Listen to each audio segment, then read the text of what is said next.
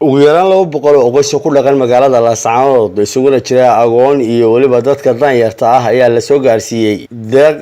raashin ah kuwaasi oo ay soo gaarsiiyeen ololaha barnaamijka loogu magac daray kaalme kuwan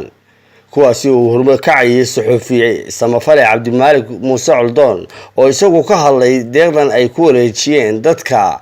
danyarta iyo agoonta ku sugan magaalada Laascaanood munaasabad ballaaran oo ay ka soo qayb galeen qaar ka tirsan waxgaradka magaalada dadka danyarta ah ee ku dhaqan magaalada iyo waliba culimada magaalada Laascaanood oo iyagu abaabulkeeda lahaa isla markaana soo xulay sidii ay u dooran lahaayeen dadka ugu muhiimsan ee ay muhiimka tahay in la gaarsiiyo agabkan raashinka ah ee lagu talagalay afurinta dadka masaakiinta iyo agoonta waa kan suxufi Cabdimaalik oo isagu ka hadlaya barnaamijkan kaalme kuwan iyo waliba dadka ay soo gaarsiiyeen ee ku dhaqan magaalada Laascaanood munaasabadu waa raashin qaybin goobtuna waa magaalada Laascaanood xarunta gobolka Sool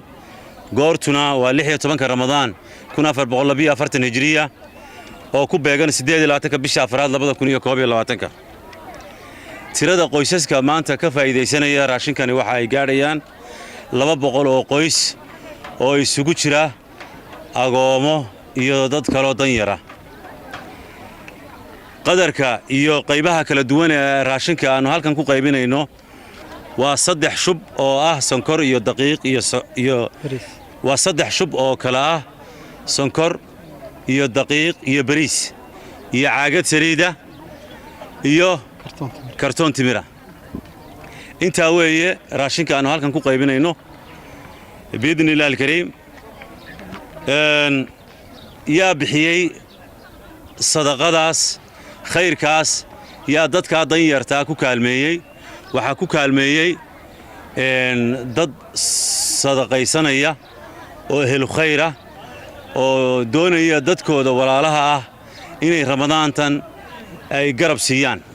dadkaasina waxa weeye dadka sadaqaysanayana waa dad doonaya inay khayr shaqaystaan oo aanu la hadalay hadii aanu nahay kaalme kuwan oo aanu ku nidhi nagala qayb qaata kuna qancay kuna kalsoonaaday shaqada barnaamijka kaalme kuwan u arkayna inay garab nagu siiyaan annaguna waxa aanu maanta halkan ka fulinaynaa magaalada Laascaanood raashin qaybinta insha Allah hadii aanu burco ku soo qaybinay maantana aanu joogno magaalada Laascaanood waxaan u sii gudbi doonaa insha Allah magaalada Garowe Laascaanood ma 200 qoys oo danyar ku nool may kuma noola waxa ku nool boqolaal iyo kumanaan dad gaaraya oo danyar oo magaalada gudaheeda iyo hareeraheedaba jooga khasab ma aha inay ku jiraan kaamam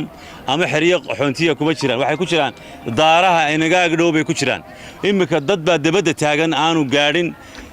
muxuu ahaa sadaqadan aanay gaadhin waa dadkii mudnaa maxay ahayd in kaalmadan la gaarsiiyo safarka ay u soo galeen Cabdimaalik iyo tiimkiisu haddaanu nahay gobolka Sool iyo magaalada Laascaanood khaasatan xarunta gobolka aad iyo aad baan u soo dhaweynaynaa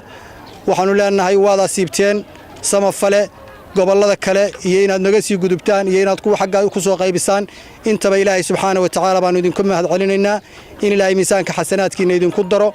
qof kasta oo ka qayb qaatay kaalmadan iyo sadaqadan ku soo bixiyayna waxaan leenahay sadaqadii aad soo bixisay waa asiibtay ilaahayna waxaan kaaga baryaynaa yawma laa yanfacu maalu walaa banuun in Ilaahay subxaanahu wa ta'aala kugu abaalmariyo oo sadaqadaas aad ka harshatid carshiga Ilaahay taasaanu Ilaahay uga baryaynaa qof Laascaanoodna soo gaarsiiyay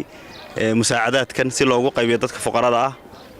bisha Ramadaan iyagoo sida naloo sheegay ka mid ah barnaamijkii kaalme kuwan Cabdiqani Xasan Faarax warbaahinta qaranka Soomaaliland Laascaanood